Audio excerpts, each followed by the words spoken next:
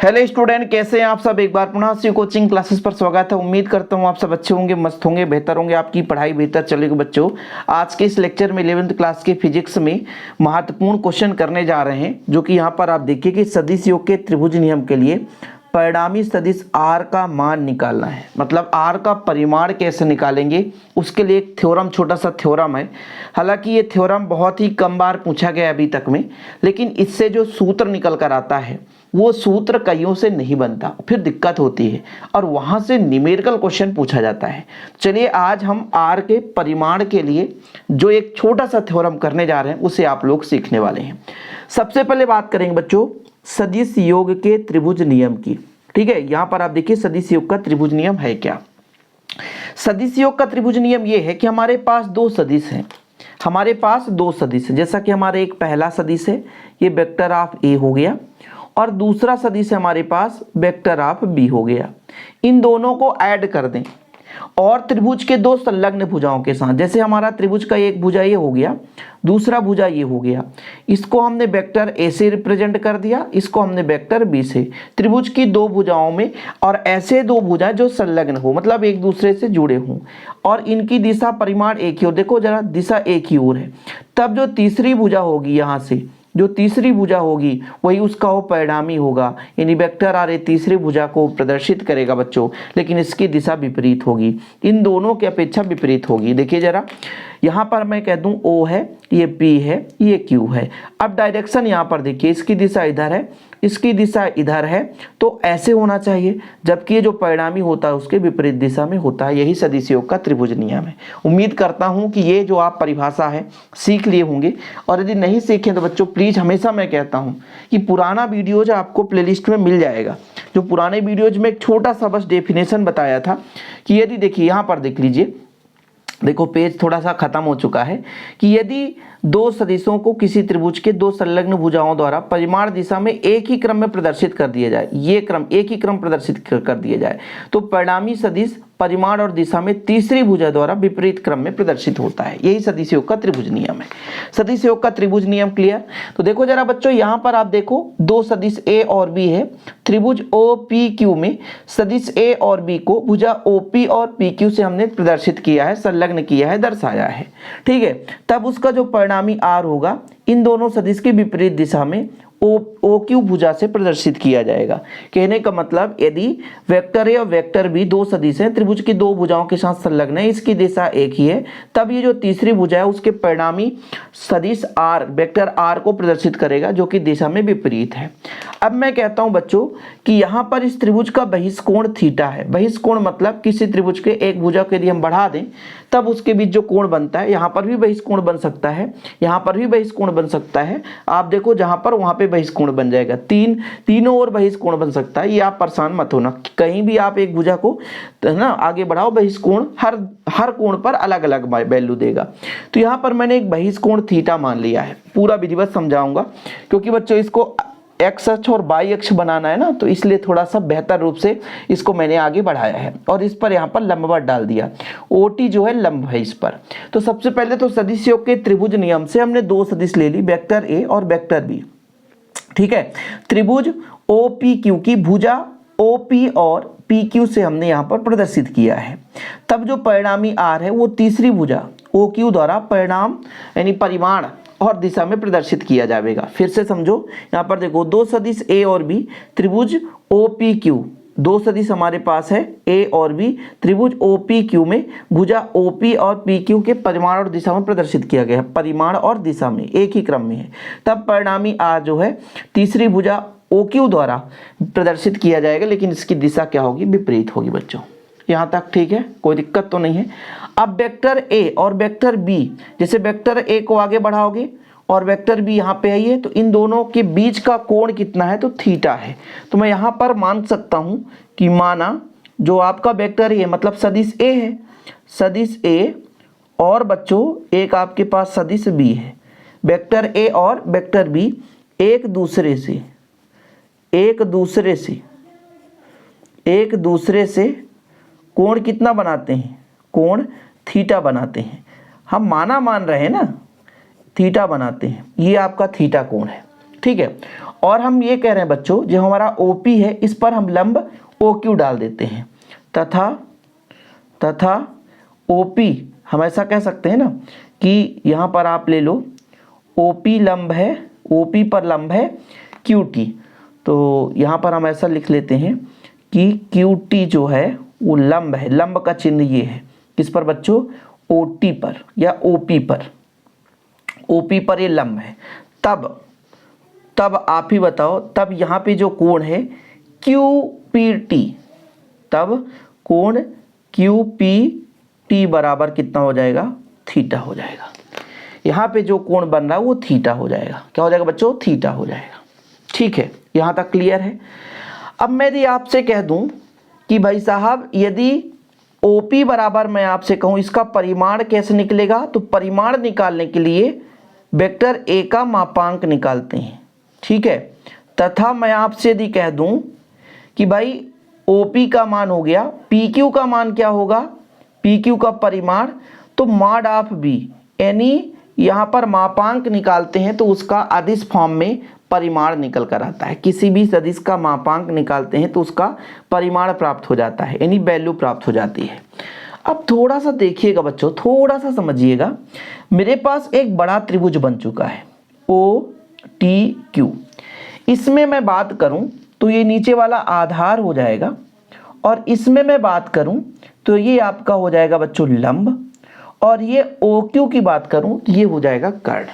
तो इस त्रिभुज में मैं पाइथागोरस प्रमेय लगा दूं तो कर्ण का वर्ग मतलब OQ का वर्ग, लंब का वर्ग धन आधार का वर्ग, तो लंब का वर्ग OT मतलब यहाँ पर QT का स्क्वायर धन OT का स्क्वायर, या ऐसा भी कह सकते हो OT का स्क्वायर धन QT का स्क्वायर, यानी पाइथागोरस प्रमेय हम लगा सकते हैं।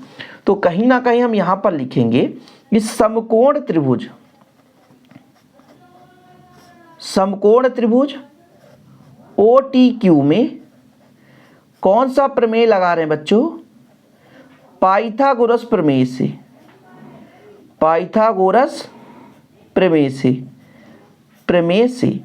पाइथागोरस प्रमेय कहता क्या है, कर्ण का वर्ग मतलब OQ का वर्ग बराबर लंब और आधार का वर्ग, मतलब आधार आपका OT है और लंब आपका QT है।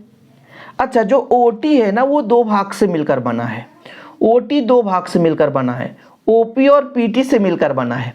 इसलिए यहाँ पर मैं आपसे कह दूं कि ये जो दो भागों से मिलकर बना हुआ है, किस किस से बच्चों, एक तो आपका OP और एक आपका PT, इन दो भागों से मिलकर बना है धन QT का स्क्वायर। अब इसको तोड़ना चाहो थोड़ा सा तो तोड़ सकते हो बच्चों, A स्क्वायर सही है plus B square plus 2AB मतलब 2OP इंटू PT प्लस का बच्चों ये QT का स्क्वायर, तो QT का स्क्वायर रहने दो। अब हमें फिर से लंबा चौड़ा प्रोसेस लगाना पड़ेगा। देखिएगा, अब एक छोटा सा यहाँ पर त्रिभुज लेकर चलेंगे PQT में। अब इस त्रिभुज में बच्चों हमें PT का मान निकालना, चूंकि देखो OP का मान हमें पता है और बच्चों PQ का मान हमें पता है, लेकिन हमारे पास PT का मान पता नहीं है और QT का मान पता नहीं है और कोण पता है। तो जब हम cos थीटा और sin थीटा लगाएंगे ना, तो जब हम cos थीटा लगाएंगे आधार के लिए यहाँ पर, तो हमें PT का वैल्यू प्राप्त हो जाएगा, और जब sin थीटा लगाएंगे तो QT का मान आ जाएगा। ऐसा क्यों कह रहे हो सर? देखो ये होता है, मैं आपसे यहाँ पे थोड़ा सा समझा दूं कि sin थीटा बराबर होता बच्चों लंब, लंब आपका क्या हो जाएगा QT इस त्रिभुज के लिए, छोटे वाले के लिए, और आधार आपका हो जाएगा PQ। अब PQ इधर जाएगा तो B sin थीटा निकल कर आ जाएगा, किसका मान, QT का मान। ऐसे जब हम cos थीटा लगाएंगे बच्चों, तो देखो cos का होता है आधार बटे कर्ण, मतलब PT बटा PQ, तो जब ये इधर जाएगा तो B cos थीटा निकल कर आ जाएगा PT का मान। इसीलिए तो कहता हूं इसमें फिर से मैं समकोण त्रिभुज में sin थीटा और cos थीटा का मान निकालूंगा। तो यहां पर फिर से मैं लिखता हूं बच्चों समकोण त्रिभुज PQT में सबसे पहले मैं आपसे कह दूंगा sin थीटा बराबर होता है लंब बटा कर्ण, लंब आपका QT है और आधार आपका PQ है। फिर से डायग्राम पे चलते हैं। इस छोटे वाले त्रिभुज में लंब आपका QT है और कर्ण आपका PQ है, और PQ का मान भी सबको पता है, तो पक्षांतर करेंगे, PT का मान निकालेंगे तो आ जाएगा आपका PQ साइन थीटा। ठीक है, वाह यहाँ पर आप देखो, वाह कास थीटा बराबर आधार, आधार आपका हो जाएगा PT बटा आपका हो जाएगा बच्चों कर्ण क्या है PQ। तो यहां से मैं PT बराबर निकाल सकता हूं, PT बराबर क्या हो जाएगा PQ कास थीटा। फिर से डायग्राम पे चलता हूं कि यहां पर कास थीटा तो आधार PT और कर्ण आपका PQ। अब इन सबको मैं यहां पे वैल्यू रखूंगा, ये मेरा OQ का वर्ग है और इसको समीकरण 1 दे दिया। समीकरण 1 में मान रखने पर यहां पर लिख देता हूं बच्चों कि समीकरण 1 में मान रखने पर, समीकरण 1 में मान रखने पर, ठीक है बच्चों यहां पर थोड़ा सा मेंटेन करिएगा, ये आपका QT है ना, तो QT बराबर निकल कर आया है PQ साइन थीटा। ठीक है, ये साइन थीटा है तो QT बराबर आया है PQ साइन थीटा, क्योंकि बाद में कमेंट आएंगे तो दिक्कत हो जाएगा ना। देखो आपका OQ स्क्वायर बराबर, देखो बच्चों ये OP है ना, तो OP का स्क्वायर रहने दें। PT का मान कितना है, PT का मान PQ cos थीटा, ठीक, plus 2 into OP into PT का मान कितना है PQ cos theta plus QT का मान PQ साइन थीटा का वर्ग। चलो यहाँ तक कहानी ठीक है, अब बढ़िया है, कोई बात नहीं है। यहाँ पर OP का वर्ग है तो रहने दीजिए, यहाँ पर PQ का स्क्वायर हो जाएगा और कास स्क्वायर थीटा हो जाएगा, plus 2OP into PQ cos theta हो जाएगा। और बच्चों यहाँ पर आपका हो जाएगा PQ का स्क्वायर और आपका साइन स्क्वायर थीटा, वर्ग है तो वर्ग है, कोई दिक्कत है नहीं। अब देखो यहाँ पर PQ का स्क्वायर दोनों में से कॉमन ले लें तो बताओ जरा कितना हो जाएगा, ये प्लस रहने दीजिए। PQ का स्क्वायर कॉमन लेते हैं तो यहाँ पर बचेगा आपका कास स्क्वायर थीटा, और यहाँ पर कॉमन लेंगे तो बचेगा साइन स्क्वायर थीटा। लेकिन यहाँ पर आपका 2OP धन PQ कॉस थीटा, धन है कि गुणा में है, गुणा में है ना, गुणा में तो गुणा में रहने दो। अब बच्चों इसका मान कितना होता है बताओ जरा, ये प्लस है ना, इसका मान कितना होता है 1 होता है। 10th क्लास में आपने सर्वसमीका पढ़ी होगी, तो बचेगा OP स्क्वायर धन PQ स्क्वायर, इसका मान आपका 1 हो जाएगा, plus 2OP into PQ into cos theta. अब भैया OP का मान A है तो इसका आपका A हो जाएगा, ये आपका A का स्क्वायर हो जाएगा, ये B का स्क्वायर हो जाएगा, प्लस 2AB कॉस थीटा, और ये हो जाएगा R का स्क्वायर। देखो ये कहाँ कहाँ से आ गया, यहाँ पर डायग्राम पर देखो, आप डायग्राम देखो, OQ है R, OP है A, PQ है B। सदिश का वर्ग परिमाण के वर्ग के बराबर होता है।